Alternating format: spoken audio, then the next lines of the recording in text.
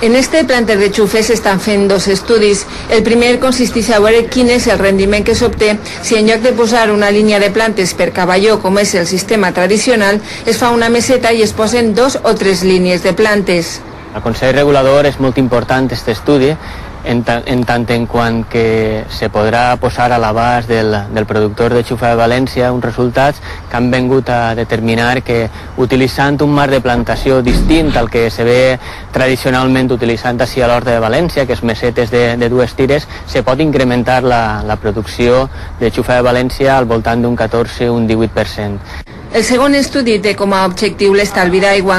Uns sensors instal·lats a diverses profunditats del sòl aporten dades sobre el grau d'humitat i les necessitats d'aigua de la planta.